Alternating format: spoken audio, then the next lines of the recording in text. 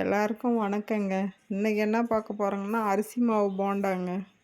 அதுக்கு 1 கப்பு புழுங்கல் அரிசி எடுத்து ஊற வச்சு 3 மணி நேரம் ஊற வச்சு மிக்சியில் போட்டு அரைச்சி எடுத்துக்கலாங்க நைஸாக. இப்போ அது கூடவே கடலை மாவு 1/2 கப்பு சேர்த்துக்கலாங்க. இப்போ அது கூடவே நறுக்கி வச்ச வெங்காயம், பச்சை மிளகாய், கருவேப்பிலை, அது கூடவே தேவையான அளவு உப்பு, பெருங்காயத்தூள், சோடாப்பு எல்லாம் போட்டு கலக்கி எடுத்துக்கலாங்க. நல்லா பாருங்கள், இந்த பதத்துக்கு கலக்கி எடுக்கணுங்க. இப்போ ஸ்டவ் ஆன் பண்ணி பாண்டில் வச்சு எண்ணெய் ஊற்றிக்கலாங்க. இப்போ எண்ணெய் சூடானோடனே போட்டு பொரிச்சு எடுத்துக்கலாங்க. போடும்போது ஹை ஃப்ளேமில் இருக்கணும்.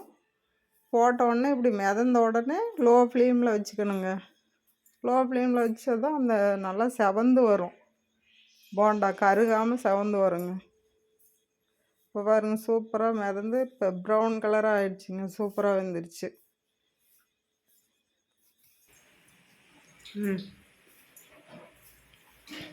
இப்போ போண்டா ரெடி ஆச்சுங்க.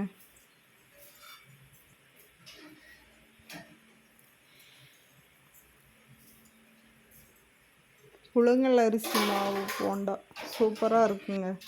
நீங்களும் ட்ரை பண்ணி பாருங்கங்க.